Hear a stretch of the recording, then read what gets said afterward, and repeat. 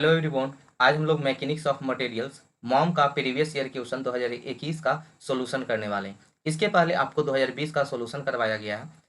आज हम लोग 2021 का सॉल्यूशन कर रहे हैं। सब्जेक्टिव का हम लोग पहले सॉल्यूशन देख रहे हैं। ऑब्जेक्टिव का एक अलग से सेशन बना देंगे। 2020 का, 21 का, 22 का तीनों को एक साथ कंबाइन करके ऑब्जेक्टिव का अलग सेशन बना देंगे। हम लोग अभी सब्जेक्टिव का सेशन देख रहे हैं।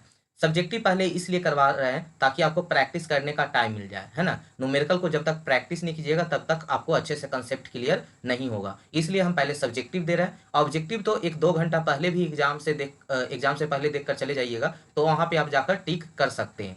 इसलिए सबसे पहले हम सब्जेक्टिव का सेशन कर देते हैं, ठीक है। 2020 में करवा दिया गया, जाकर देख लीजिएगा। कहीं डाउट होता है तो आप हमसे जरूर कॉन्टेक्ट कीजिएगा। आज हम लोग 2021 का सोल्यूशन देख रहे हैं। क्वेश्चन नंबर 2 से स्टार्ट करते हैं।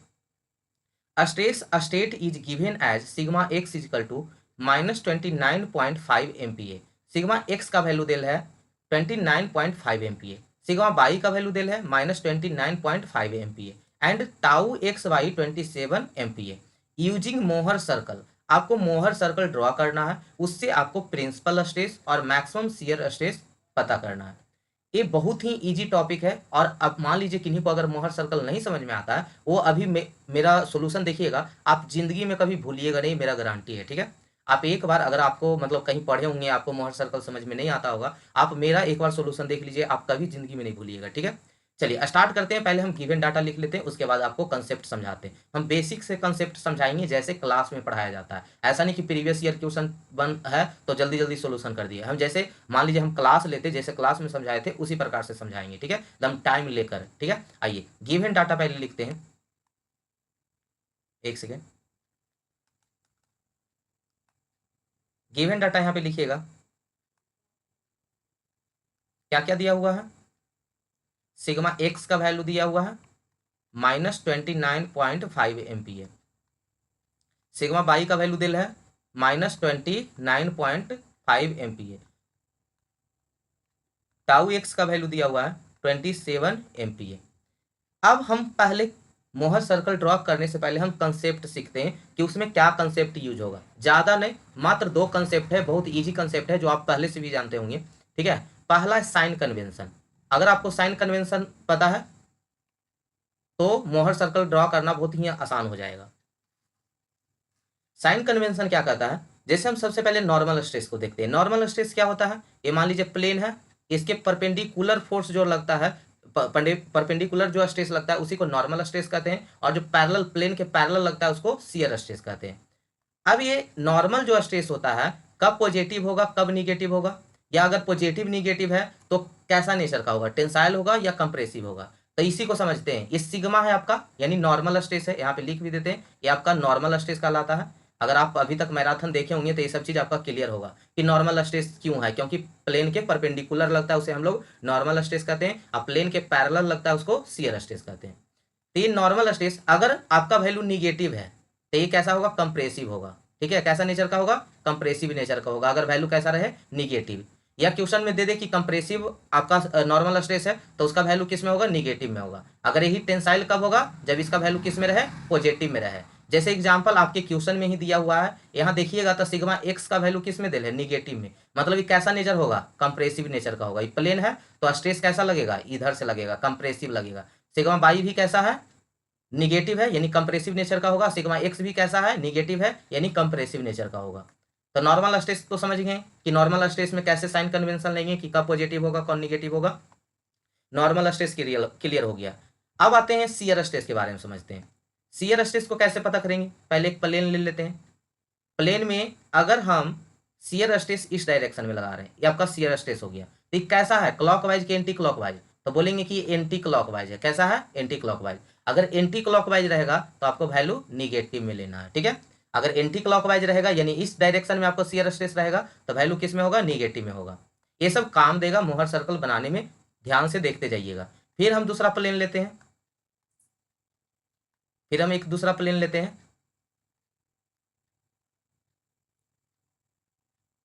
और इसमें जो हम शियर स्ट्रेस लगा रहे हैं वो इस डायरेक्शन में लगा रहे हैं। ठीक किस डायरेक्शन में है? क्लॉकवाइज है। कैसा है? क्लॉकवाइज। तो इसका वैल्यू कैसा होगा? पॉजिटिव वैल्यू होगा। ये साइन कन्वेंशन बताया कि अगर निगेटिव है कंप्रेसिव नेचर, पॉजिटिव है टेंसाइल नेचर। उसके बाद शियर स्ट्रेस में देखें एंटी क्लॉकवाइज है तो निगेटिव, क्लॉकवाइज है तो पॉजिटिव। ये दो चीज तो क्लियर हो गया। अब आते तीसरा चीज आपको कोऑर्डिनेट, वो तो आपको पहले से ही पता है कि एक कोऑर्डिनेट ड्रॉ करना है और उसमें एक्स एक्सिस पे नॉर्मल स्ट्रेस को लेना है और बाई एक्सिस पे शियर स्ट्रेस को लेना है। यानी आपको एक कोऑर्डिनेट ड्रॉ करना है, एक्स एक्सिस पे नॉर्मल स्ट्रेस यानी सिग्मा और बाई एक्सिस पे क्या रहेगा टाउ। सभी को पता होगा इसमें क्या होता है पॉजिटिव पॉजिटिव वैल्यू होता है, इसमें आपका निगेटिव पॉजिटिव होता है, इसमें निगेटिव निगेटिव होता है और इसमें पॉजिटिव निगेटिव होता है। ये चारों कोऑर्डिनेट आपको अच्छे से मालूम होगा क्योंकि अभी पॉइंट किस कोऑर्डिनेट में जाएगा ये कौन बताएगा, यही बताएगा, साइन बताएगा कि पॉजिटिव पॉजिटिव है दोनों वैल्यू तो फर्स्ट कोऑर्डिनेट में आएगा, अगर निगेटिव पॉजिटिव है तो सेकेंड कोऑर्डिनेट में जाएगा और निगेटिव निगेटिव है तो थर्ड में और पॉजिटिव निगेटिव है तो फोर्थ में। तो यही कोऑर्डिनेट बताएगा कि किस कोऑर्डिनेट में आपका पॉइंट जाएगा। आइए हम सबसे पहले जो मेरा वैल्यू दिल था इसको हम 2D प्लेन पे ड्रॉ करते हैं। सबसे पहले यहाँ पे एक प्लेन बना लेते हैं। इसमें देख रहे होंगे सिग्मा एक्स जो निगेटिव है तो अभी बता रहे थे निगेटिव होगा तो कैसा नेचर का होगा, कंप्रेसिव नेचर का होगा। कितना है 29.5 MPa। तो ये सिग्मा किसका वैल्यू हो गया, एक्स का वैल्यू हो गया। सिग्मा बाई का वैल्यू कितना होगा, ये भी निगेटिव तो ये भी कंप्रेसिव नेचर का होगा। सिग्मा बाई कितना होगा, ये भी 29.5 MPa है। ठीक है, शियर स्ट्रेस भी यहाँ पे लग रहा है टाउ एक्स वाई, ये आपका हो गया टाउ एक्स वाई। ठीक है, टाउ एक्स वाई ये हो गया आपका टाउ एक्स वाई। ये सिग्मा एक्स है तो इसका अपोजिट में भी क्या होगा सिग्मा एक्स ही होगा। ये भी कितना वैल्यू होगा 29.5 MPa और ये आपका सिग्मा बाई होगा, ये भी वैल्यू कितना होगा 29.5 MPa। नेचर कंप्रेसिव है क्यों, क्योंकि यहाँ वैल्यू किस में है निगेटिव में है। अब आइए हम इसका ड्रॉ करते हैं मोहर सर्कल। मोहर सर्कल के लिए हमको प्लेन देखना होगा। एक प्लेन ए दे देते हैं, ये प्लेन ए वाला देख लेते हैं और एक प्लेन ए वाला देख लेते हैं। ये दोनों प्लेन को आप देखकर मोहर सर्कल को हम ड्रॉ करते हैं। सबसे पहले कोऑर्डिनेट को साफ कर लेते हैं, इसको और अच्छे से बना लेते हैं क्योंकि इसी में हमको मोहर सर्कल ड्रॉ करना है। आराम से देखते जाइएगा, अभी बन जाएगा तो कहिएगा इतना आसान था, पहले से तो लग ही नहीं रहा था कि इतना आसान होगा। ठीक है, बस अभी हम बेसिक कंसेप्ट धीरे धीरे समझा रहे हैं ताकि आपको क्लियरली हर एक पॉइंट पता हो जाए। ये हम कोऑर्डिनेट को हम फिर से ड्रॉ कर लेते हैं अच्छे से ताकि इसमें हम सर्कल को ड्रॉ कर सके।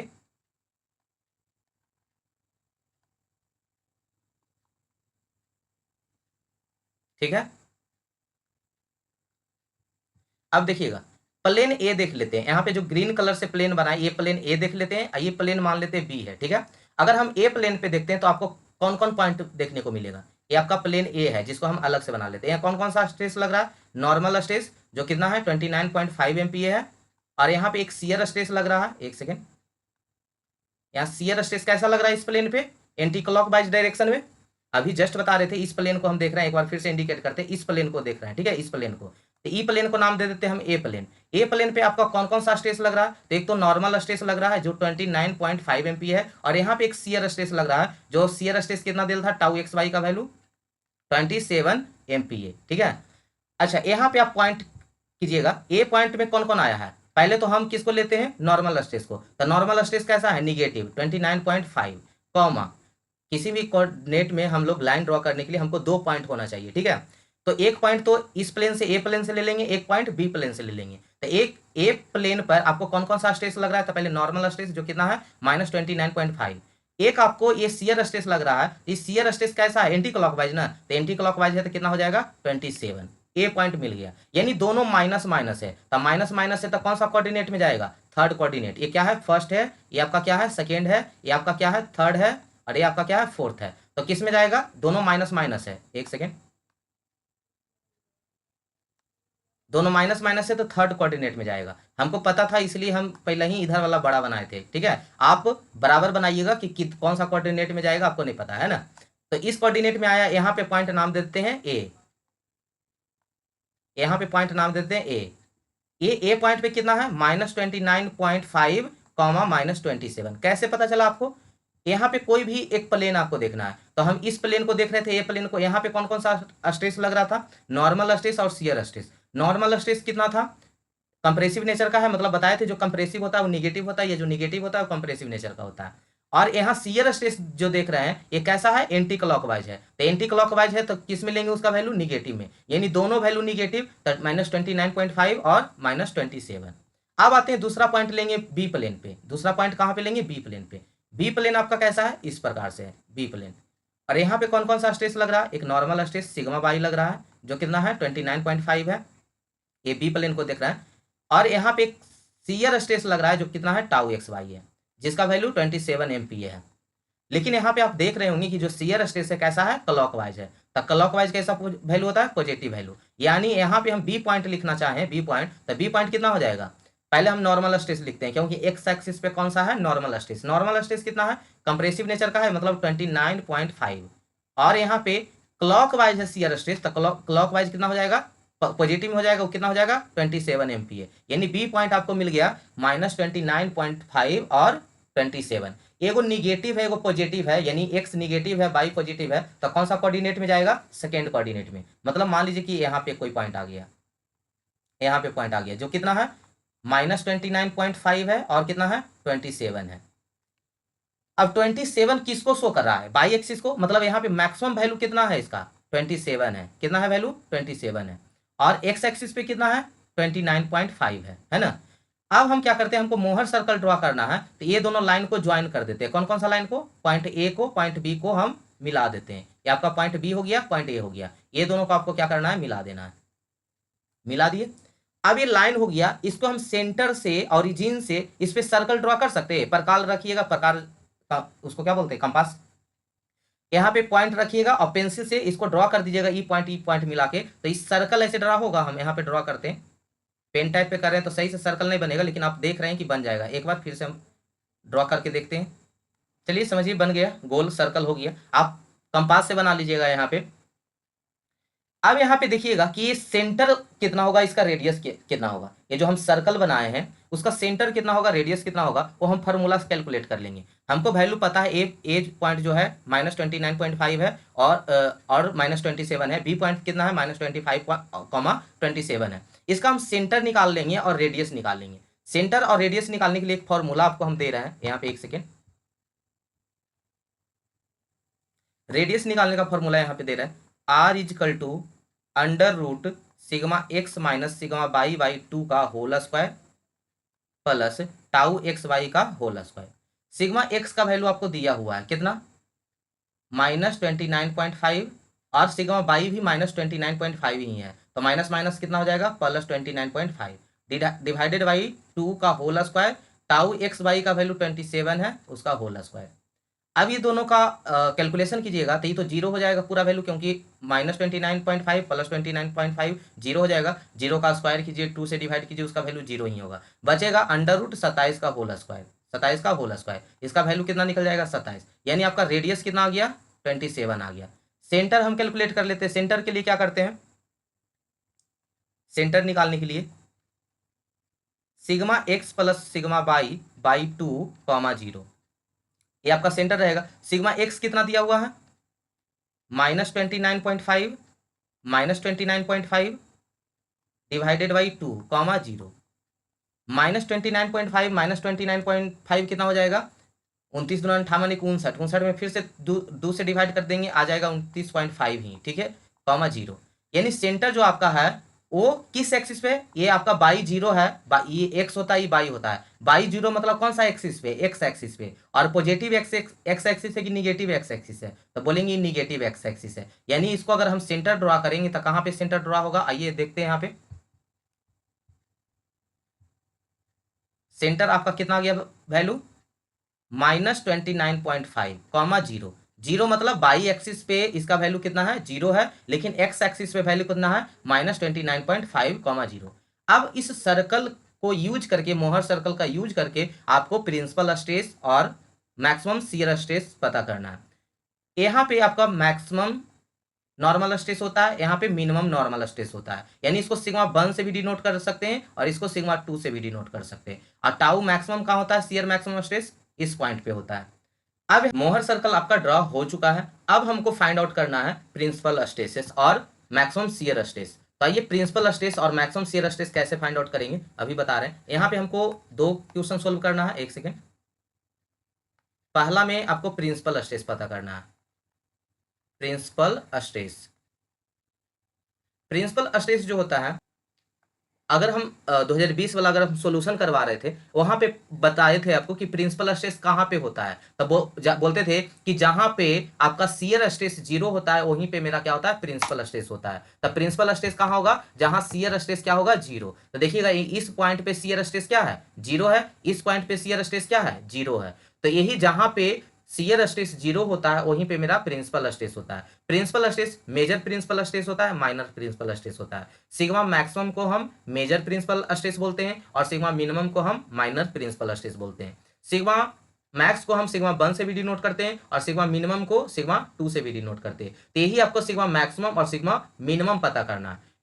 बहुत लोग ऐसा होते हैं स्टूडेंट कि सिग्मा ये जो प्रिंसिपल स्ट्रेस तो हम निकालने आ गया, लेकिन प्रिंसिपल स्ट्रेस ही नहीं पता है कि क्या है। अगर डेफिनेशन लिखने बोल दे तो क्या कीजिएगा। तो इसलिए जो भी पढ़िए उसका पूरा कंसेप्ट पढ़िए, ठीक है। प्रीवियस ईयर क्वेश्चन करने का मतलब ये नहीं होता है कि बस खाली रट लिए, उसके बैकग्राउंड को भी समझिए कि कहाँ से आया कैसे आया, ठीक है। हाँ भले थोड़ा टाइम लगे, टाइम है ना, अभी कुछ दिन है एग्जाम में, अच्छे से प्रैक्टिस कीजिए, ठीक है।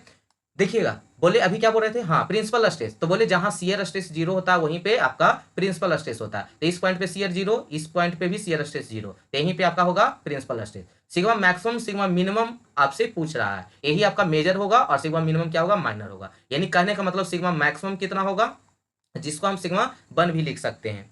तो सिग्मा जो 1 होगा वो कैसे हम लोग फाइंड आउट करेंगे, तो हमें इस पॉइंट पे आना है, इस पॉइंट पे आना है।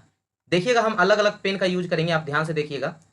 29.5 यहाँ पे है, 29.5 सेंटर पे है। अगर हमको इधर जाना है, ए सिग्मा मैक्सिमम पे जाना है, तो कितना इस पे जोड़े कि हम इस पे पहुंच जाए।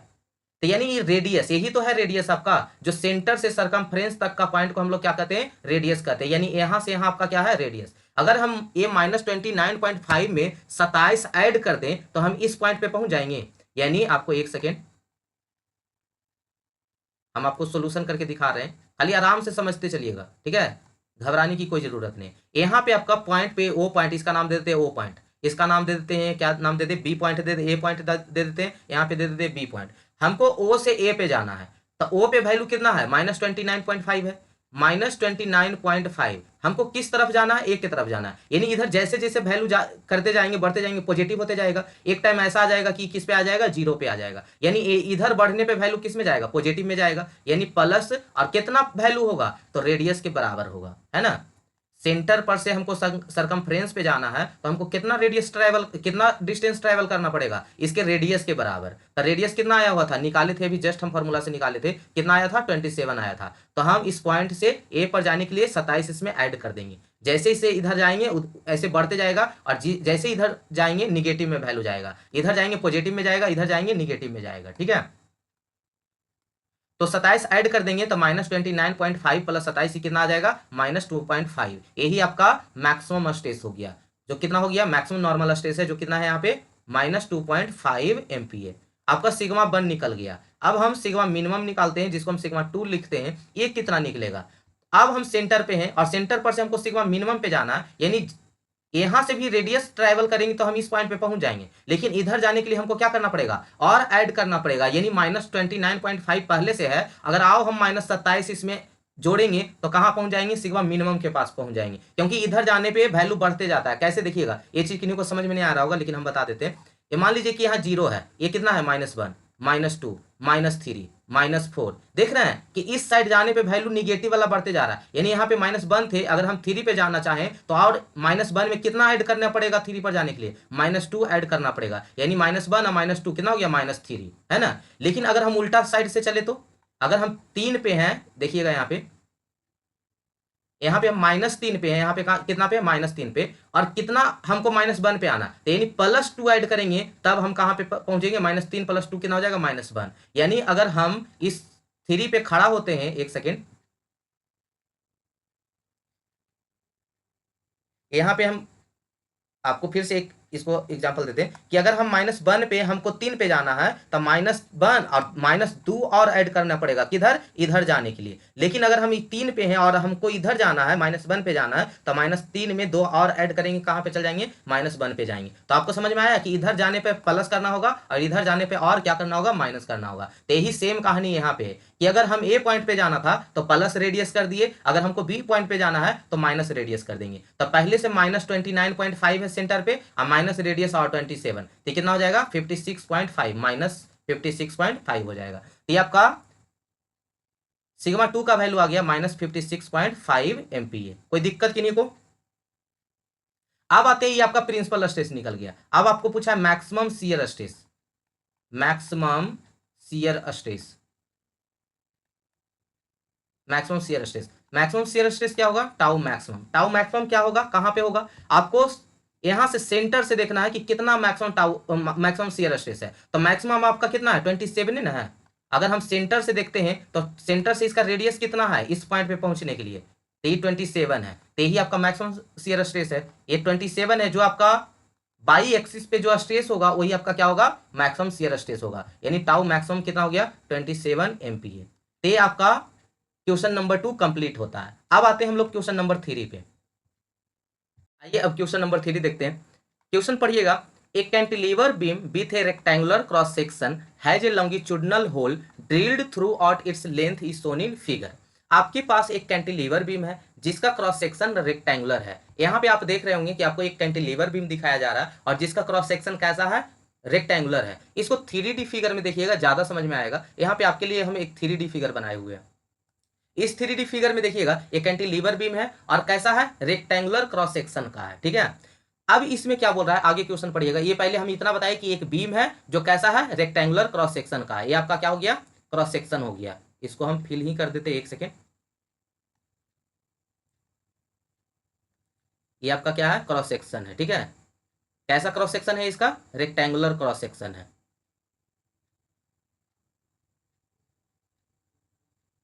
आपका रेक्टेंगुलर क्रॉस सेक्शन हो गया, दिख रहा है आप लोग को? ठीक है, अब इसमें क्या किया गया है, एक होल किया गया है। आगे क्वेश्चन पढ़िएगा, समझ में आएगा। आइए पढ़ते हैं क्वेश्चन को। यहां पे पढ़िएगा, एक सेकेंड।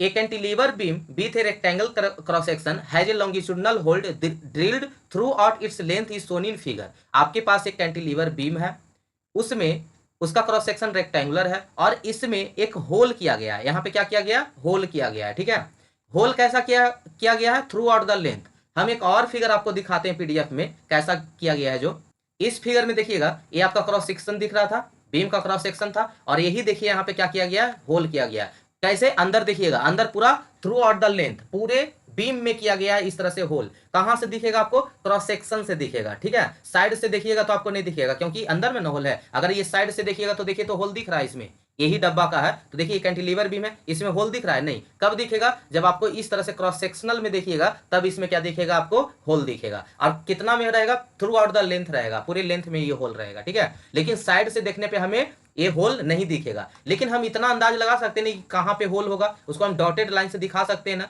अगर ईजीडी पढ़ते थे तो हम जानते थे कि अगर जो चीज हमें नहीं दिख रहा था उसको हम हिडन लाइन से दिखाते थे। तो यहाँ पे होल था तो होल दिखा देते, ये टॉप था, ये क्या था, बॉटम था।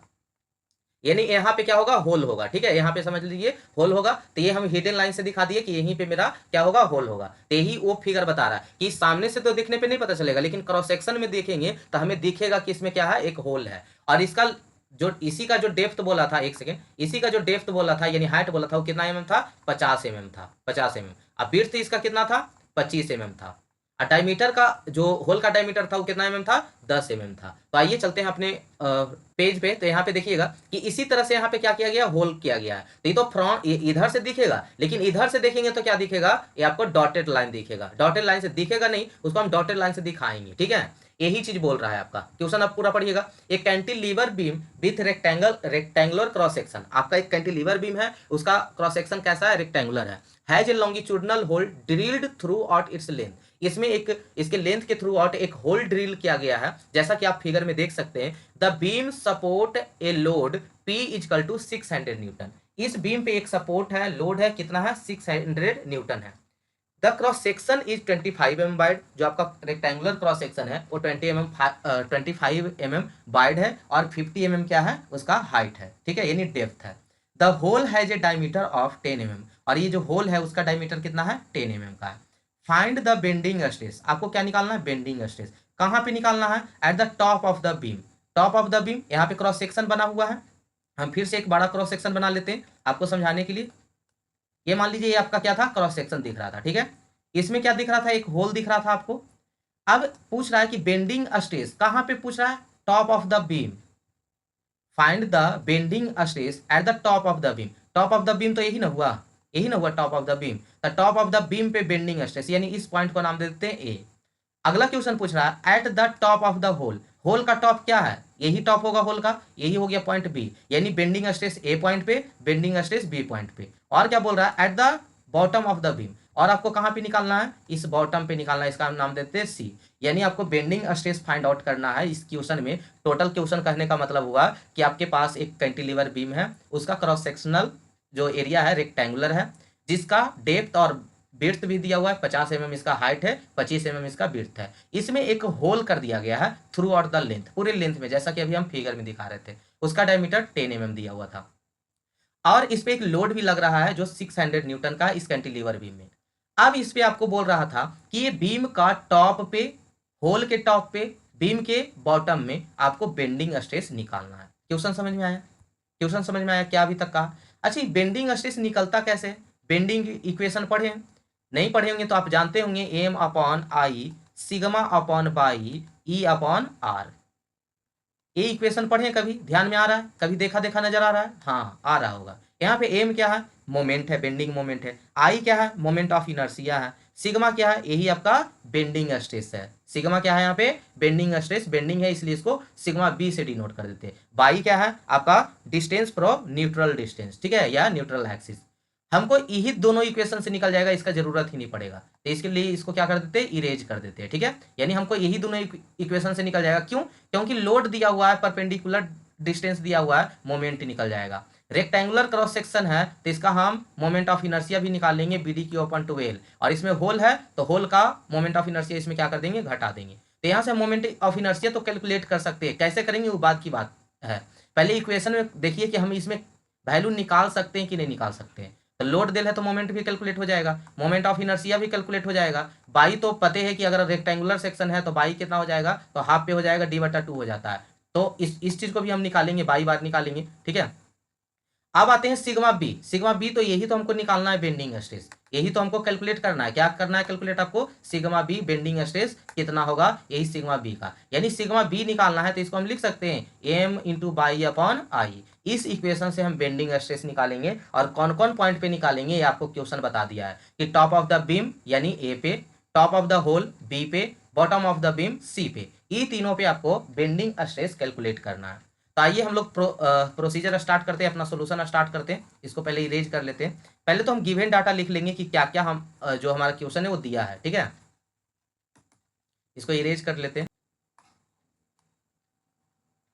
और एक चीज दिया हुआ था इस क्वेश्चन में कि जो होल है डायमीटर, सॉरी, जो क्रॉस सेक्शन में जो होल है वो बॉटम से कितना दूरी पे है ना, पूरा 50 mm है, तो ये होल कहाँ पे है? तो दिया था 37.5 mm पे। कहाँ? ये आपका होल के सेंटर टू बॉटम का डिस्टेंस कितना है? 37.5 mm, ठीक है। पूरा 50 mm था, तो बॉटम से कितना दूरी पे आपका होल है? तो सेंटर से अगर हम मापते हैं तो 37.5 mm पे है। तो ये चीज आपका दिया हुआ था, तो यही चीज को हम गिवन डाटा यहाँ पे लिख देते हैं कि हमें क्या क्या वैल्यू गिवन है, ठीक है। तो यहाँ पे पहले आपको लोड दिया हुआ था, पी का वैल्यू कितना दिया हुआ है? 600 न्यूटन। उसके बाद आपका बी का वैल्यू दिया था 25 mm। डी का वैल्यू यानी एच भी लिख सकते हैं, एच लिख देते हैं, अगर इसमें हाई दिया हुआ था तो एच लिख देते हैं। एच का जो वैल्यू है वो कितना दिया है? 50 mm, ठीक है, या इसी को डी भी बोल सकते हैं, ठीक है, डी। और क्या दिया हुआ है? फाइव। डायमीटर कितना दिया है? 10 mm। जो होल का डायमीटर है वो कितना दिया है? 10 mm, ठीक है। कैलकुलेट करना है आपको bending stress at a point A B C. आइए कैलकुलेट करते हैं। सबसे पहले आपको इक्वेशन लिख लेना है कि हम लोग कौन सा इक्वेशन का यूज करेंगे। तो यहाँ पे लिख देंगे using equation sigma B is equal to M y upon I. अगर चलिए इस इक्वेशन में अगर हम बेंडिंग स्ट्रेस को मैक्सिमम कर दें, अगर हम मैक्सिमम बेंडिंग स्ट्रेस के लिए डिजाइन कर दें, तो इसके बाद कोई भी इस पे वैल्यू आएगा, कोई भी स्ट्रेस आएगा उसको झेल लेगा, मतलब बीम सेफ रहेगा। हमको क्या चाहिए? मैक्सिमम बेंडिंग स्ट्रेस चाहिए। उसके लिए क्या कंडीशन होना पड़ेगा? तो मोमेंट को मैक्सिमम होना पड़ेगा, क्योंकि जो आपका बेंडिंग स्ट्रेस है वो किसके डायरेक्टली प्रोपोर्शनल होता है? मोमेंट का। क्योंकि आई अपॉन बाई पढ़े होंगे जेड होता है, आई अपॉन बाई क्या होता है? जेड, यानी एम अपॉन जेड। तो ये जो बेंडिंग स्ट्रेस है किसके डायरेक्टली प्रोपोर्शनल हो जाएगा? मोमेंट का। यानी आप मोमेंट को मैक्सिमम कर दीजिएगा तो आपका मैक्सिमम बेंडिंग स्ट्रेस निकल जाएगा। यानी हम सबसे पहले अब यहाँ काम करते हैं मोमेंट निकालने का, उसके बाद आई निकालेंगे, उसके बाद बाई निकालेंगे, वैल्यू को पुट करेंगे, हमें बेंडिंग स्ट्रेस आ जाएगा। तो आइए यहाँ से स्टार्ट करते हैं, मोमेंट निकालते हैं। Maximum moment maximum moment, moment क्या होता है, force into perpendicular distance. Force कितना है 600 न्यूटन, लेंथ कितना है 0.4 मीटर, यानी 600 न्यूटन इंटू 0.4 मीटर। मीटर को पहले एम में कन्वर्ट कर लेंगे, 600 न्यूटन इंटू 400 ये कितना हो जाएगा 24, 20 इसमें 20 इसमें, न्यूटन इंटू ठीक है। मोमेंट निकल गया। अब हमें चाहिए मोमेंट ऑफ इनर्शिया यानी आई चाहिए। अब क्या करते हैं, पहले हम इस फिगर को बनाते हैं, इस फिगर को बनाते हैं। अगर ये मेरा रेक्टेंगुलर सेक्शन होता तो आराम से हम मोमेंट ऑफ इनर्शिया क्या कर देते, BD/12 कर देते, लेकिन इसमें एक होल किया गया है। तो होल करने की वजह से इसका जो सेंट्रॉयडल एक्सिस हो गया वो शिफ्ट कर जाएगा। कहाँ शिफ्ट करेगा, निकाल के देखते हैं। ये पूरा आपका कितना था 50 था, 50 था। तो रेक्टेंगुलर का सेंट्रॉयडल एक्सिस कितना हो जाएगा, उसके हाफ पे हो जाएगा, हाफ पे यानी बाई वन कितना हो जाएगा, 50 के आधा कर देंगे तो इसको कर देंगे कितना 25 है ना, आधा पे होता है D/2 पे होता है। और यहाँ पे क्या है आपका होल है, यहाँ पे क्या है होल है। इसका आपको सेंट्रॉयडल एक्सिस क्वेश्चन में ही दिया हुआ था, गिवन था, कितना था 37 पॉइंट, कितना था यहाँ पे 37.5 ठीक है। ये आपका क्या हो गया बाई 2 हो गया। अब हम एक्चुअल सेंट्रॉयडल एक्सिस निकाल लेते हैं। एक्चुअल सेंट्रॉयडल एक्सिस निकालने के लिए आपको एक फोर्थ सेमेस्टर में पढ़ते होंगे तो एक फॉर्मूला दिए थे, बाई बार, एक second, y bar is equal to A1 plus y 1 minus, क्योंकि पूरा सेक्शन में से होल को हटाना है। अगर ए एक्स्ट्रा ऐड रहता था तो प्लस करते थे। जैसे मान लीजिए कि यहाँ पे रेक्टेंगुलर है, इसके ऊपर सेमी सर्कल है, तो बताइए इसका एक्चुअल सेंट्रॉयडल एक्सिस कहाँ होगा। तो इसके लिए क्या करते थे, area 1 plus area A1 plus y 1 A2/2 बटा A1 प्लस A2। लेकिन यहाँ पे तो होल है, तो होल है तो उसको क्या करना पड़ेगा, घटाना पड़ेगा। यानी बाई बार इजकल टू क्या हो जाएगा A1 बाई 1 माइनस A2/2 बटा A1 माइनस A2। ठीक है, इसको इरेज कर लेते पहले। तो हमें एक्चुअल सेंट्रॉयडल एक्सिस कितना होगा, तो A1 by 1 A2/2 upon A1 minus A2 से हम निकाल लेंगे। अब यहाँ पे हमें A1 चाहिए, A2 चाहिए, बाई 1 चाहिए, बाई 2 चाहिए। A1 आपका कितना हो जाएगा, A1 आपका रेक्टेंगुलर था, 50 इंटू 25, 50 इसका डेप्थ था, 25 इसका विड्थ था, तो यानी 25 इंटू 50, ये वैल्यू होगी आपका कितना आ रहा है 1250 आ रहा है, 1250 स्क्वायर। A2 का वैल्यू निकाल लेते हैं। A2 क्या होगा π/4 और D का होल स्क्वायर, D का 10 का होल स्क्वायर हो जाएगा, π/4 10 का होल स्क्वायर। इसका वैल्यू देखिएगा तो 78.54 स्क्वायर आ रहा है। बाई 1 का वैल्यू पता है, रेक्टेंगुलर का हाफ कितना हो जाएगा 25 हो जाएगा, और आपका बाई 2 दिया हुआ था जो आपका होल के सेंटर से कितना था 37.5 था। सब वैल्यू को यहाँ पे पुट करते हैं, बाई बार का वैल्यू निकालते हैं। तो जो बाई बार का वैल्यू हो जाएगा वो कितना हो जाएगा 1250 इंटू बाई 1 कितना है 25 माइनस 78.54 इंटू कितना है आपका बाई 2 37.5 बटा 1250 माइनस 78.54, इसका वैल्यू आ जा रहा है आपको 24.162 अगर इस सेक्शन को देख रहे हैं, अगर ये सेक्शन सिर्फ रेक्टेंगुलर रहता तो इसका सेंट्रॉयडल एक्सिस कितना होता 25 हाफ होता। लेकिन अब जो इसका एक्चुअल सेंट्रॉयडल एक्सिस है वो कितना हो गया है, इस सबको इरेज करते ताकि साफ सुथरा दिखे। अगर पहले इसका हम एक्चुअल सेंट्रॉयडल एक्सिस देखते तो कितना होता, जितना डेप्थ है उसको हाफ कर देते यानी 25 हो जाता। ये आपका पहले का हो जाता सेंट्रॉयडल एक्सिस कितना 25 ठीक है। लेकिन जो अब होल की वजह से जो इसका एक्चुअल सेंट्रॉयडल एक्सिस आ रहा है वो कितना आ रहा है 24 आ रहा है, यानी 25 से नीचे ही होगा ये लाइन। यानी कुछ मान लीजिए यहाँ पे आ रहा है इसका एक्चुअल सेंट्रॉयडल एक्सिस वो कितना आ रहा है 24.162, ये आ रहा है बाई बार। ठीक है, अब यहाँ हमको जब शिफ्ट कर गया, जो आपका रेक्टेंगुलर का सेंट्रॉयडल एक्सिस होना चाहिए उससे थोड़ा सा नीचे शिफ्ट कर गया, इस वजह से यहाँ पे हम क्या करेंगे, या ऊपर भी शिफ्ट करता तो हम पैरेलल एक्सिस थ्योरम लगाकर इसका मोमेंट ऑफ इनर्शिया निकालेंगे।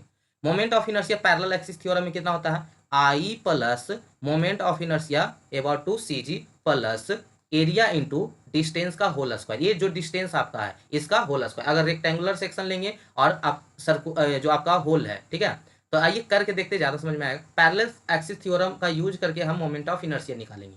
यहाँ पे दो सेक्शन है आपका, एक रेक्टेंगुलर है एक होल है, तो हमें नेट मोमेंट ऑफ इनर्शिया कितना होगा, तब पूरा रेक्टेंगुलर में से होल के मोमेंट ऑफ इनर्शिया को घटा देंगे, वही मेरा नेट मोमेंट ऑफ इनर्शिया होगा। यानी एक लाइन यहाँ पे लिखते हैं कि जो मेरा नेट मोमेंट ऑफ इनर्शिया होगा, नेट मोमेंट ऑफ इनर्शिया होगा आई होगा, वो कितना होगा, रेक्टेंगुलर के मोमेंट ऑफ इनर्शिया में से होल के मोमेंट ऑफ इनर्शिया को क्या कर देंगे, घटा देंगे। यही मेरा क्या होगा, नेट मोमेंट ऑफ इनर्शिया होगा। तो पहले तो आप रेक्टेंगुलर का मोमेंट ऑफ इनर्शिया निकालिए, फिर किसका निकालिएगा, होल का निकालिएगा। तो आइए बारी बारी से निकालते हैं, इसी में थोड़ा सा खाली टाइम लगेगा, बाकी तो फिर तुरंत बन जाएगा।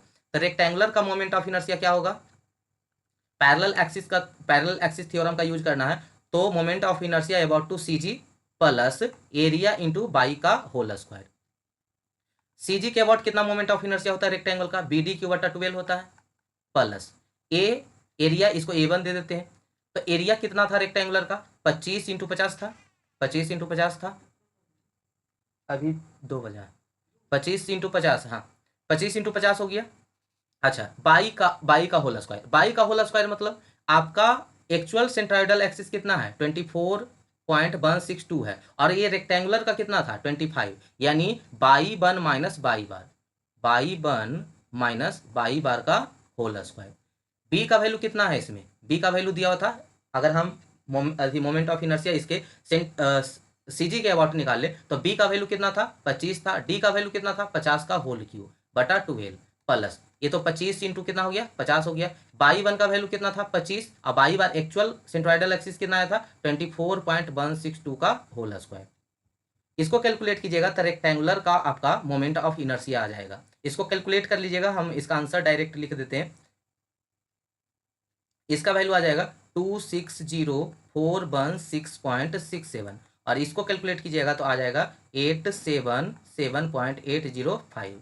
इसको दोनों का ऐड कर दीजिएगा, 26,1294.47 mm के पावर 4। ये आ गया आपका रेक्टेंगुलर का मोमेंट ऑफ इनर्शिया। इसी प्रकार से हम होल का मोमेंट ऑफ इनर्शिया निकाल लेंगे। तो होल के मोमेंट ऑफ इनर्शिया निकालने के लिए फिर दोनों को क्या कर देंगे, घटा देंगे, यही मेरा नेट मोमेंट ऑफ इनर्शिया होगा। तो होल का मोमेंट ऑफ इनर्शिया कितना होगा, तो होल का सी जी के अबाउट कितना उसका मोमेंट ऑफ इनर्शिया है, सी से भी डिनोट कर सकते हैं, जी से भी कर सकते हैं। तो सी जी के अबाउट कितना इसका मोमेंट ऑफ इनर्शिया है, प्लस एरिया इंटू बाई का होल स्क्वायर। इसका सी जी के अबाउट मोमेंट ऑफ इनर्शिया कितना होता है, पाई बाई 64 डी के पावर 4, ये होता है सी जी के about moment of inertia circular section का। प्लस एरिया कितना था इसका, तो पाई बाई 4 और 10 का होल स्क्वायर, यही इसका एरिया होगा जितना उसका डायमीटर दिया हुआ था, इंटू बाई का स्क्वायर। एक्चुअल सेंट्रोइडल एक्सिस कितना आया, 24 आया, और बाई टू का वैल्यू कितना था, बाई टू का वैल्यू कितना था, बाई टू का वैल्यू था 37.5, एक्चुअल कितना है इसका 24.162, तो इसका जो हो जाएगा बाई का वैल्यू कितना हो जाएगा, बाई टू माइनस बाई बार, है ना। तो बाई का होल स्क्वायर है, फिर इसको क्या कर देंगे, स्क्वायर कर देंगे। एक second, moment of inertia fourth semester में भी आप पढ़े थे और थर्ड में भी पढ़े होंगे मैकेनिक्स में, ठीक है।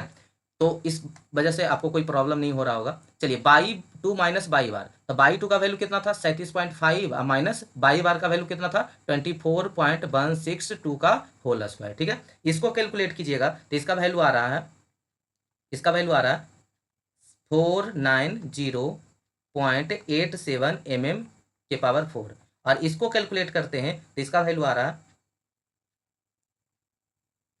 13972.44 mm के पावर 4। दोनों को ऐड कर दीजिएगा, आ जाएगा 14463.31 mm स्क्वायर। हम रेक्टेंगुलर का मोमेंट ऑफ इनर्शिया निकाल लिए और होल का मोमेंट ऑफ इनर्शिया निकाल लिए। ये रेक्टेंगुलर का हो गया और ये आपका होल का हो गया। तो टोटल मोमेंट ऑफ इनर्शिया कितना बचेगा, net moment of inertia, rectangular में से होल को क्या कर दीजिए, सब्ट्रैक्ट कर दीजिए। रेक्टेंगुलर का कितना था 261,294.47 mm के पावर 4, और इसका कितना था 14463.31। नेट मोमेंट ऑफ इनर्शिया बचा आपका 246831.115 mm के पावर 4। आई का भी वैल्यू निकल गया, यहाँ से मोमेंट ऑफ इनर्शिया भी निकल गया। आई का वैल्यू कितना आ गया 24681.15 mm के पावर 4, और मोमेंट कितना निकल के लाए थे, मोमेंट को भी यहाँ लिख लीजिए, मोमेंट था 24,000 न्यूटन इंटू mm। ये आपका क्या था, मोमेंट था। मोमेंट पता हो गया, हम मेरा बेंडिंग स्ट्रेस इक्वेशन क्या था, sigma B is equal to M y upon I. Moment निकल गया, मोमेंट ऑफ इनर्शिया निकल गया। अब हमको बाई चाहिए, तो बाई कैसे निकलता है? तो बाई के लिए जहां पे आपका बेंडिंग स्ट्रेस पूछा गया है सेंट्रोइडल एक्सिस से वहां तक का डिस्टेंस, यानी कहने का मतलब अब यहां से क्वेश्चन सोल्व होगा। पहला कहां पे क्वेश्चन बोल रहा था, देखिएगा, पहले लिखने दीजिए उसके बाद समझा रहे हैं। पहला पूछ रहा था कि बेंडिंग स्ट्रेस कहां पे, eight the top of the beam, top of the beam, beam के टॉप पे आपको क्या निकालना है, बेंडिंग स्ट्रेस निकालना है। यहाँ पे बगल में हम फिगर बना लेते हैं, बगल में फिगर बना लेते हैं। सेंट्रोइडल एक्सिस का वैल्यू कितना आया हुआ था, ये आपका था होल यहाँ पे, और सेंट्रोइडल एक्सिस का वैल्यू आया हुआ था 24 पॉइंट, यहाँ से यहाँ तक का डिस्टेंस कितना था 24.162। हमको निकालना है बाई का वैल्यू, कहाँ पे, पहले इसका इक्वेशन लिख लेते हैं, M y upon I. M का वैल्यू कितना है 24,000 इंटू बाई का वैल्यू, बाई का वैल्यू कितना होगा, बट आई का वैल्यू आपको पता है 24,683.15। बाई कहाँ तक का डिस्टेंस, तो आपको सेंट्रोइडल एक्सिस से लेकर के, सेंट्रोइडल, ये आपका सेंट्रोइडल एक्सिस है, सेंट्रोइडल एक्सिस से लेकर के जहां आपको निकालना है, हमको निकालना है टॉप ऑफ द बीम, यहाँ पे निकालना है top of the beam, A point पर निकालना है। तो यहाँ से यहाँ तक का डिस्टेंस कहाँ से लेके, सेंट्रोइडल एक्सिस से लेकर के जहां तक आपको निकालना है उसी का डिस्टेंस।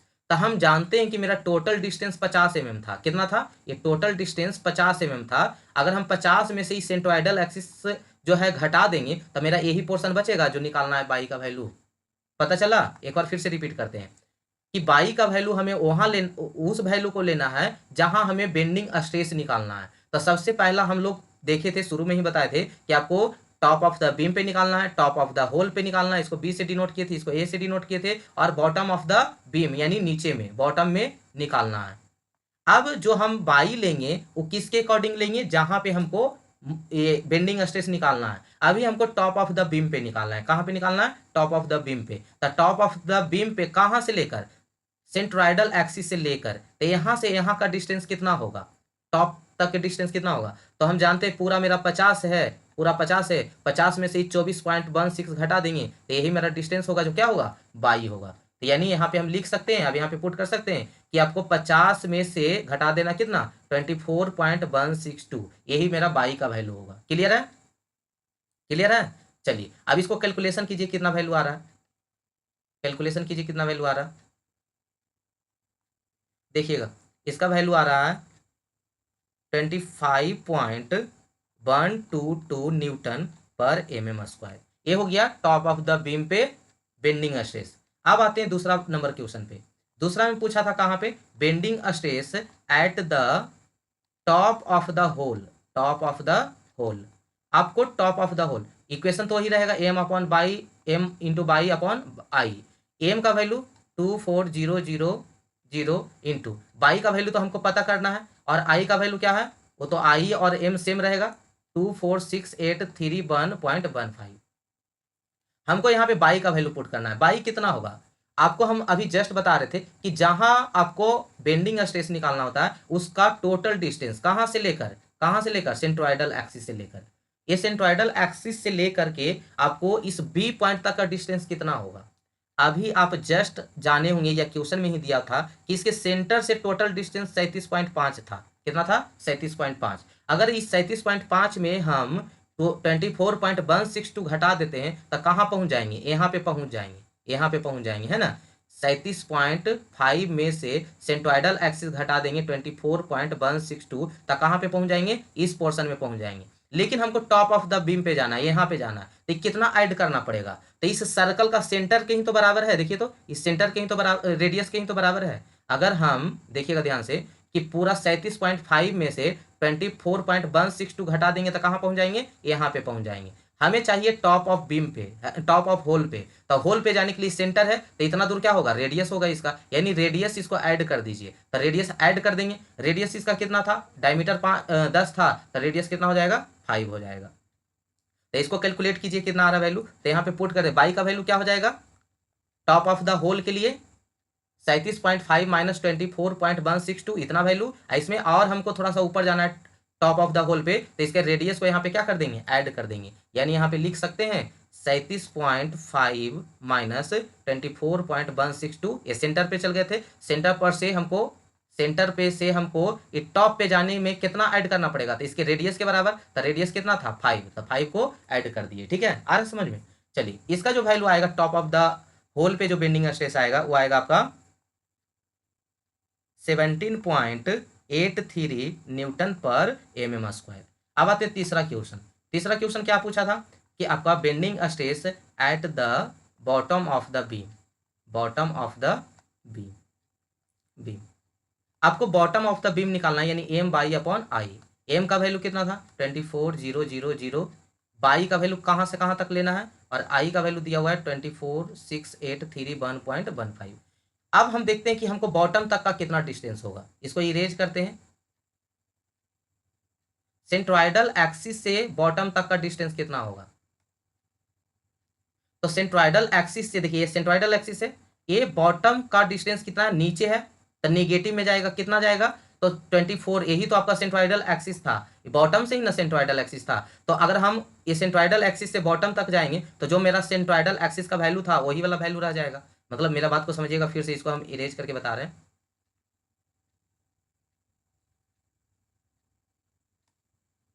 यहाँ मेरा एक्चुअल सेंट्रॉइडल एक्सिस कितना है 24.162 है। हमको इस सेंट्रॉइडल एक्सिस से कहाँ आना है, बॉटम पे आना है ना। तो यही तो वैल्यू हो जाएगा, यही वैल्यू हो जाएगा, लेकिन सेंट्रॉइडल एक्सिस से नीचे आ रहे हैं तो किस में हो जाएगा, माइनस में हो जाएगा। और कितना हो जाएगा, जितना सेंट्रॉइडल एक्सिस है। इस सेंट्रॉइडल एक्सिस से बॉटम तक पहुंचने में कितना डिस्टेंस होगा, तो जो इसका सेंट्रॉइडल एक्सिस है 24.162, तो इसी वैल्यू को वहाँ पे क्या कर देंगे, माइनस में पुट कर देंगे, -24.162। इसको कैलकुलेट कीजिएगा तो आ जाएगा आपका -23.49 न्यूटन पर mm स्क्वायर। लेकिन निगेटिव का कहने का मतलब क्या रहा है, कंप्रेसिव नेचर का है, 23.49 इन कंप्रेशन। तो यही आपका हो गया बेंडिंग स्ट्रेस, कहाँ कहाँ, टॉप ऑफ द बीम पे, टॉप ऑफ द होल पे और टॉप ऑफ द बॉटम पे। क्वेश्चन एक्चुअली में कुछ था नहीं, अगर जिनको मोमेंट ऑफ इनर्शिया निकालने आ रहा था उनके लिए क्वेश्चन कुछ भी नहीं था। कैसे, जो समझा रहे हैं, ये बोल रहा था कि एक आपके पास कैंटिलीवर बीम है, उसका क्रॉस सेक्शन कैसा है, रेक्टेंगुलर है, उसमें एक ड्रिल किया गया, होल किया गया है, उस पर एक लोड लग रहा था 600 न्यूटन का, और इसका क्रॉस सेक्शनल भी दिया हुआ था 25 mm इंटू 50 mm। आपको बोल रहा था कि टॉप पे इसका बेंडिंग स्ट्रेस बताओ, टॉप ऑफ द बीम पे बताओ, टॉप ऑफ द होल पे बताओ, और कहाँ पे बताओ, बॉटम पे बताओ। ये पॉइंट को हम क्या ले रहे थे, ए ले रहे थे, और ये पॉइंट को क्या ले रहे थे, बी ले रहे थे, और ये पॉइंट को क्या ले रहे थे, सी ले रहे थे। ठीक है, ए पे, बी पे, सी पे कैलकुलेट करना था। हम इक्वेशन अभी बता दिए थे, जो आपका बेंडिंग स्ट्रेस होता है एम बाई अपॉन आई होता है। मोमेंट तो इजीली कैलकुलेट हो गया। आई जिनको कैलकुलेट करना आया था उनके लिए तो बहुत आसान था, जिनको नहीं आया था अभी सीख भी लिए कि हमको मोमेंट ऑफ इनर्शिया चाहिए, तो रेक्टेंगुलर पोर्शन का मोमेंट ऑफ इनर्शिया में से होल का मोमेंट ऑफ इनर्शिया क्या कर देंगे, घटा देंगे। तो पहले हम लोग रेक्टेंगुलर का मोमेंट ऑफ इनर्शिया निकाले यहाँ से, ठीक है, फिर होल का निकाले और उसको क्या कर दिए, घटा दिए, तो आ गया net moment of inertia. Moment हमको पता था। बाई कैसे देखते हैं, जहां पे आपको बेंडिंग स्ट्रेस निकालना है तो कहाँ पे निकालना था, टॉप पर। टॉप पर से सेंट्रॉइडल एक्सिस से कितना डिस्टेंस है, तो वही टोटल डिस्टेंस में से सेंट्रॉइडल एक्सिस घटा दिए, पहला आ गया।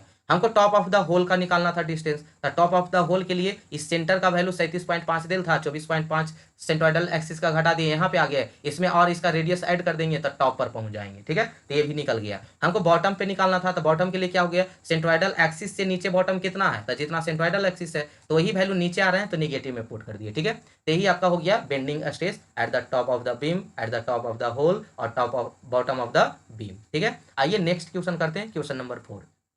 अब हम लोग क्वेश्चन नंबर 9 बढ़ते हैं। Draw the shear and moments diagram for the beam and determine the shear and moment throughout the beam as function x shown in figure. यहाँ पे कैंटिलीवर बीम दिया हुआ है जिसमें एक यूडियल लोड है, 2 पॉइंट लोड है और मोमेंट है। आपको एक चैप्टर पढ़ाए थे, मैराथन करवाए थे मॉड्यूल नंबर 3 का, जिसमें शियर फोर्स डायग्राम और बेंडिंग मोमेंट डायग्राम को के बारे में बताए थे। अगर आप देखे होंगे वो सेशन मॉड्यूल नंबर 3 का मैराथन, तो आपसे इजीली सोल्व हो गया होगा। चलिए, जिनसे नहीं हुआ है उनके लिए हम यहाँ पे सोल्व करवा देते। क्वेश्चन पढ़िएगा फिर से एक बार। बोल रहा है क्या कि draw the shear and moment diagram. आपको शियर फोर्स और बेंडिंग मोमेंट डायग्राम ड्रॉ करना है एक कैंटिलीवर बीम के लिए। Determine the shear and moment throughout the beam function x shown in figure. आपको क्या करना है, सबसे पहले शियर फोर्स और बेंडिंग मोमेंट कैलकुलेट करना है। उसके लिए हमको रिएक्शन पता होना चाहिए, और रिएक्शन निकालने के लिए वही मॉड्यूल नंबर 3 में हम ट्रिक से सिखाए थे। कैंटिलीवर में तो बहुत आसान था, जितना ऊपर से लोड आ रहा है वही उसका क्या होगा, रिएक्शन होगा। आर ए का वैल्यू कितना होगा, जितना ऊपर से लोड आ रहा है। लोड क्या क्या आ रहा है ऊपर से, पहले रिएक्शन ही हम लोग निकाल लेते हैं। लोड ऊपर से क्या क्या आ रहा है, ये यूडियल लोड है। यूडियल लोड को हम ऐसे भी दिखाते थे, है ना, 2 किलो पाउंड पर फीट लग रहा है ए से बी तक यूडीएल लोड, बी पॉइंट पे ही 10 किलो पाउंड का एक लोड लग रहा है, पॉइंट सी पे 8 किलो पाउंड का लोड लग रहा है, और सी पे एक मोमेंट लग रहा है 40 किलो पाउंड पर फीट।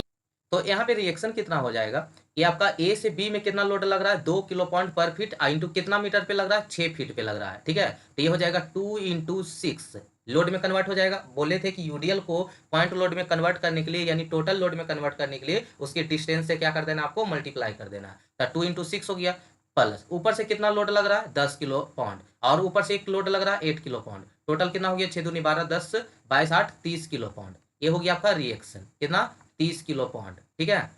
अब रिएक्शन निकाल लिए, अब शियर फोर्स निकालना है। शियर फोर्स के लिए हम बोले थे कि सेक्शन काट लीजिएगा, जो यहाँ ऑलरेडी सेक्शन कटा हुआ है। सेक्शन काटिएगा तो किस तरह से होगा देखिएगा, यहाँ पे ये यूडीएल लोड है कितना का, यहाँ सेक्शन काटा हुआ है 2 किलो पाउंड पर फीट का, ठीक है। तो यहाँ पे शियर फोर्स का इक्वेशन लिखेंगे, तो शियर फोर्स का इक्वेशन क्या हो जाएगा, पढ़े ना सभी, मॉड्यूल नंबर 3 देख कर आए ना, ठीक है। बस आपको यहाँ पे हिंट की जरूरत है, अगर आप मॉड्यूल नंबर 3 देखे होंगे तो आर ए ऊपर जा रहा है माइनस 2 इंटू ये डिस्टेंस कितना था एक्स डिस्टेंस था, तो टोटल लोड कितना हो जाएगा 2 इंटू एक्स, ये हो जाएगा 2 इंटू एक्स। यही आपका शियर फोर्स का इक्वेशन हुआ। अब जिस पॉइंट पे आप निकालना चाहते हैं उसका वैल्यू पुट कीजिए, उस पॉइंट का शियर फोर्स आ जाएगा, ठीक है। तो चलिए हम लोग निकालेंगे भी और इस शियर फोर्स को ड्रॉ भी करेंगे यहीं पे, ठीक है। इसको इरेज कर लेते हैं। आइए सबसे पहले हम यहाँ पे शियर फोर्स ए पॉइंट पे निकालना चाहते हैं, तो ए पॉइंट पे एक्स का वैल्यू क्या हो जाएगा 0, तो शियर फोर्स कहाँ निकल जाएगा आपको एट पॉइंट ए। तो एक्स का वैल्यू अगर 0 करेंगे तो आर ए माइनस 2 गुना 0, आर ए का वैल्यू कितना है 30 किलो पास्कल, ठीक है 30 किलो पाउंड। अब आते हैं एक्स का वैल्यू अगर हम 6 फीट पुट कर देते हैं तो कहाँ पे आ जाएंगे बी पॉइंट पे। अगर एक्स का वैल्यू हम 6 फीट पुट करते हैं तो हम शियर फोर्स कहाँ देखने को मिलेगा आपको बी पे, कितना हो जाएगा आर ए माइनस 2 गुने एक्स, और एक्स का वैल्यू कितना है 6 फीट है ना। तो आर ए का वैल्यू पहले 30 था, सॉरी एक्स का वैल्यू कितना है 6 फीट, तो 2 गुने 6 ये कितना हो गया 30, 6 दूनी 12, ये हो गया 18 किलो पाउंड कहाँ पे बी पे। लेकिन एक बी पे ऊपर से और 10 किलो पाउंड का लोड लगा रहा है, ठीक है। चलिए हम शियर फोर्स साथ में ड्रॉ करते जाते हैं ताकि आपको कोई कंफ्यूजन ना हो। यहाँ पे हम उसी के पैरेलल एक लाइन लेने बोलते थे, ए पॉइंट हो गया ए पॉइंट हो गया बी और ए पॉइंट हो गया सी। अगर हम ए पे शियर फोर्स देखना चाहें कि कितना है, तो आपका ए पे यहाँ पे देखिएगा ए पे कितना है 30 किलो पाउंड है, ए पे कितना है 30 किलो पाउंड है, यानी ए अपवर्ड डायरेक्शन में आप यहाँ पे 30 किलो पाउंड हो गया, ये कितना है 30 किलो पाउंड यूडीएल है यहाँ पे। फिर हम बी पे पॉइंट पे देखते हैं कि बी पे मेरा कितना आया था, तो बी पे कैलकुलेट किए तो मेरा कितना आया 18 किलो पाउंड आया, ये कितना आया 18 किलो पाउंड, ठीक है। इसको फिर से बनाइए बढ़िया से, एक सेकेंड। बी पे कितना मेरा आ रहा है शियर फोर्स कैलकुलेट करने पे 18 किलो पाउंड, 18 किलो पाउंड। लेकिन हम बी पॉइंट पे एक मेरा डाउनवर्ड डायरेक्शन में लोड लग रहा है 10 किलो पाउंड का, ये हमें क्या करेगा नीचे दबाना चाहेगा है ना, नीचे दबाएगा, यानी कितना दबाएगा 10 किलो पाउंड। तो 18 किलो पाउंड हम पहले से थे, अब कितना हो जाएंगे 8 किलो पाउंड, क्योंकि हमें 10 किलो पाउंड से दबाया गया, ठीक है। अब ये यूडीएल को हम किस तरह से मिलाते हैं, एक सेकेंड। यूडीएल अगर पॉइंट यूडीएल लोड होता है तो उसका शियर फोर्स डायग्राम 1 डिग्री बढ़ जाता है, यानी ये 0 डिग्री है तो शियर फोर्स डायग्राम कितना डिग्री हो जाएगा 1 डिग्री, 1 डिग्री मतलब लीनियर। ये इसको कैसे मिला देंगे लीनियरली, ठीक है। अब आते हैं मेरे पास वैल्यू है 8 किलो पाउंड यहाँ पे। अब यहाँ पे देखिएगा पॉइंट बी के बाद कोई भी लोड नहीं है, कोई भी लोड नहीं मिल रहा है, कहाँ तक पॉइंट सी तक। तो हम यहाँ कॉन्स्टेंट जाते रहेंगे कहाँ तक सी पॉइंट तक, ठीक है। सी पॉइंट तक हमें कोई भी लोड नहीं मिल रहा। जैसे सी पे गए तो ऊपर से 8 किलो न्यूटन का डाउनवर्ड हमें लोड लग रहा है 8 किलो पाउंड का, तो ये हमें क्या करेगा नीचे डाउनवर्ड डायरेक्शन में भेज देगा। यही आपका शियर फोर्स डायग्राम कंप्लीट हो गया, ठीक है। अगर यूडीएल होता है तो उसका शियर फोर्स डायग्राम कैसा होता है लीनियर होता है, अगर पॉइंट लोड होता है तो कैसा होता है रेक्टेंगल होता है, यानी 0 डिग्री हो गया, ये कितना डिग्री हो गया 1 डिग्री। इसको हम लोग लीनियर भी बोलते हैं, लीनियर भी बोलते हैं, और इसको क्या बोलते हैं रेक्टेंगुलर बोलते हैं, क्या बोलते हैं रेक्टेंगुलर बोलते हैं, ठीक है। तो मैराथन देख लीजिएगा मॉड्यूल नंबर 3, आपको ये सब चीज क्लियर हो जाएगा। अब हम आते हैं बेंडिंग मोमेंट। अब हम लोग बेंडिंग मोमेंट डायग्राम बनाते हैं, उसके लिए सबसे पहले हम लोग बेंडिंग मोमेंट कैलकुलेट कर लेंगे। बेंडिंग मोमेंट कैसे कैलकुलेट करते हैं, हमें लोड इंटू परपेंडिकुलर डिस्टेंस से हम लोग मोमेंट निकाल लेते हैं। सबसे पहले देखिएगा कि अगर हम जब देखे होंगे मॉड्यूल नंबर 3 उसमें समझाए थे कि कैंटिलीवर बीम के केस में फ्री इंड पे मोमेंट 0 होता है, लेकिन फ्री इंड पे एक पहले से आपको मोमेंट दिया गया है, क्वेश्चन ही अप्लाई किया है यहाँ पे 40 किलो पाउंड इंटू फीट का एक मोमेंट दिया गया है, यानी सी पे मोमेंट, सी पे भी बेंडिंग मोमेंट होगा, वो कितना होगा मोमेंट एट सी पॉइंट पे कितना होगा, जितना लगाया गया है। क्लॉक वाइज को हम लोग ले लेते निगेटिव में, तो किलो पॉइंट इंटू फीट। ये हो गया मोमेंट एट सी, ठीक है। अब मोमेंट एट पॉइंट बी निकालते, बी पे कितना मोमेंट आएगा, तो बी पर के लिए आपको कितना मोमेंट होगा, तो यहाँ पे लोड देखना होगा कि कितना लोड यहाँ तक लग रहा है। तो एक 8 किलो पाउंड का लोड लग रहा है कहाँ तक में, 20 से पहले, 20 से पहले एक लोड लग रहा है कितना, 8 किलो पाउंड का। तो बी पॉइंट पे कितना मोमेंट होगा, तो लोड इंटू परपेंडिकुलर डिस्टेंस। अरे 40 kilo Newton, 40 kilo pound into feet का पहले से यहाँ पे लोड मोमेंट लगाया हुआ है, ठीक है। तो यानी 40 किलो पाउंड इंटू फीट और 8 चौका 32, टोटल मोमेंट ये दोनों का समेशन हो जाएगा, पहले से जो मोमेंट दिया हुआ है और इस लोड की वजह से जो मोमेंट आएगा, यानी मोमेंट एट बी पॉइंट कितना हो जाएगा, यहाँ पे इसको इरेज कर देते एक सेकेंड, कितना हो जाएगा, 40 पहले से क्लॉकवाइज को हम लोग निगेटिव में ले रहा है, तो 8 चौका 32, ये भी क्लॉकवाइज ही है, तो 8 चौका 32 कितना हो गया, 72 किलो पाउंड इंटू फीट। ये किस पॉइंट पे आ गया, बी पॉइंट पे आ गया। अब आते हैं ए पॉइंट पे, ए पॉइंट पे कौन कौन सा लोड के वजह से मोमेंट आएगा, तो यहाँ पे आपको पहले तो 40 किलो पाउंड इंटू फीट ये मोमेंट रहेगा, 8 किलो पाउंड की वजह से मोमेंट आएगा, 10 किलो पाउंड की वजह से मोमेंट आएगा, 2 kilo pound into kilo pound पर फीट वाला मोमेंट। अरे ऐसा 90 दे दिया है ना किलो पाउंड की, पढ़ते पढ़ते अलवल आ जाता है आदमी, किलो सीधे सीधे किलो न्यूटन पर मीटर दे देता तो क्या हो जाता है इसको, लेकिन नहीं, इसको घुमा के देना है, ठीक है। देखिए किलो पाउंड पर फीट, अब ये तीनों लोड की वजह से और मोमेंट की वजह से टोटल बेंडिंग मोमेंट होगा कहाँ पे, पॉइंट ए पे। तो 40, ए भी क्लॉकवाइज, ए भी क्लॉकवाइज, ए भी क्लॉकवाइज, सब क्लॉकवाइज है, यानी सभी का समेशन हो जाएगा मोमेंट कहाँ पे, bending moment at point A. इसको एक सेकेंड, पहले से लिखा हुआ इसको इरेज कर देते हैं एक second. Moment at point A पे कौन कौन सा मोमेंट देखने को मिलेगा, पहले तो जो 40 किलो पाउंड इंटू फीट का पहले से जो मोमेंट लगाया हुआ था, 8 किलो पाउंड का एक लोड था ए पे, सी पे, उसके वजह से ए पे मोमेंट आएगा, वो कितना आएगा, तो लोड इंटू परपेंडिकुलर डिस्टेंस। तो ए तक का टोटल डिस्टेंस का कितना है, 8 किलो पाउंड का, तो 6 4 10 यानी 10 फीट है, तो कितना हो जाएगा 8 गुने 10, 8 गुने 10। फिर आते हैं बी पे, एक लोड लग रहा है, बी पे कितना लोड लग रहा है आपका, बी पे लग रहा है 10 किलो पाउंड का, तो 10 किलो पाउंड से ए तक का डिस्टेंस कितना है, 6 फीट है, तो 10 गुना कितना हो जाएगा 6, 10 गुना हो जाएगा 6, ठीक है। माइनस ये आपको 2 किलो पाउंड पर फीट के हिसाब से 6 फीट पे लग रहा है, तो हम सबसे पहले यूडीएल के केस में बोले थे कि इसको पॉइंट लोड में कन्वर्ट कर देते हैं, है ना। अगर मान लीजिए कि यहाँ पे नीचे में बना रहे हैं कि हमको ये यूडीएल के वजह से ए पर कितना मोमेंट आएगा उसको जानना, ये कितना था 2 किलो पाउंड पर फीट, ठीक है, और ये कितना था 6 फीट था, तो इसको हम पहले पॉइंट लोड में कन्वर्ट करेंगे, तो 6 दूनी 12 हो जाएगा, 12 किलो पाउंड हो जाएगा टोटल लोड, आपको हम मॉड्यूल नंबर 3 में सिखाए थे, एक सेकेंड। तो टोटल कितना हो गया 12 किलो पाउंड, 12 किलो पाउंड। ये कहाँ लगेगा, सेंटर पे लगता है, तो ये कितना मीटर दिया हुआ था, 6 मीटर, तो ये 3 मीटर, ये 3 मीटर। अब यहाँ से लोड हो गया इस पॉइंट पे 12 किलो पाउंड और कितना मीटर है, 3 मीटर, तो ए पर कितना आ जाएगा मोमेंट, तो 12 गुने 3, यानी हो जाएगा यहाँ पे 12 गुने 3, ठीक है, आया समझ में। अब टोटल मोमेंट को कैलकुलेट कीजिए और उसके बाद डायग्राम बना लीजिए, तो ये हो जाएगा आपका, एक सेकेंड इसको इरेज नहीं करते, अब इसका काम ही नहीं, अब इसको कैलकुलेट कर लीजिए।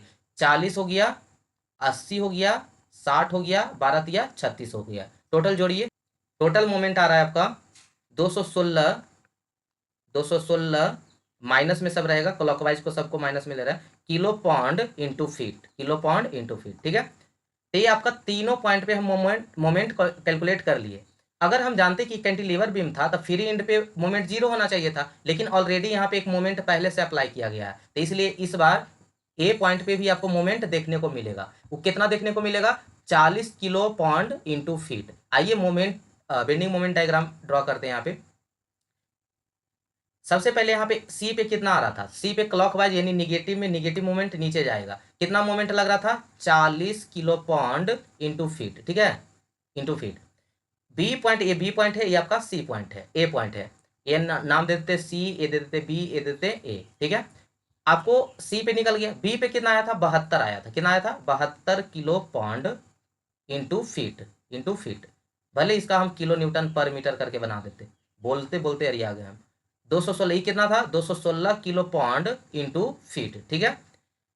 ये मोमेंट है, अब मिलाएंगे कैसे, यहां से देखना पड़ेगा कि लोड 0 डिग्री था तो आपका शियर फोर्स डायग्राम 1 डिग्री बना, तो यहाँ का जो मोमेंट बनेगा वो कैसा बनेगा 2 डिग्री, है ना, पैराबोला बनेगा, ठीक है, 2 डिग्री बनेगा। लेकिन यहाँ पे क्योंकि 1 डिग्री बढ़ते जाता है, अगर ए बी पोर्शन में लोड यूडीएल है यानी 0 डिग्री है, तो ए बी पोर्शन में शियर फोर्स डायग्राम आपका 1 डिग्री हो जाएगा, और ए बी पोर्शन में आपका जो बेंडिंग मोमेंट डायग्राम है वो 2 डिग्री हो जाएगा। कितना डिग्री? 2 डिग्री का। अब आते हैं इस पोर्शन पे, आते हैं बीसी पोर्शन में। ये पॉइंट लोड था, पॉइंट लोड का 0 डिग्री होता है यानी रेक्टेंगल होता है, और रेक्टेंगल 0 डिग्री है तो 1 डिग्री आपका लीनियर हो जाएगा। कैसा हो जाएगा? लीनियर हो जाएगा। ठीक है, तो यही हो गया आपका बेंडिंग मोमेंट डायग्राम। ये कैसा है? निगेटिव है। इसी को हैचिंग कर लीजिएगा। ठीक है, तो दोनों आपको कंप्लीट हो गया है, शियर फोर्स डायग्राम और बेंडिंग मोमेंट डायग्राम। वैसे आपको लेक्चर में ये सब चीज करवाया गया था, बस यहाँ पे एक मोमेंट जो था वो क्या था? एक्स्ट्रा था। ठीक है, तो मोमेंट को कुछ नहीं करना है, जैसे मोमेंट रहेगा उसके वजह से यहाँ पे बस मोमेंट आ जाएगा, फिर एंड पे 0 नहीं होगा। ठीक है, बाकी और क्वेश्चन करवाते हैं। अभी ये तीनों क्वेश्चन करवा दिए ताकि आप प्रैक्टिस करें।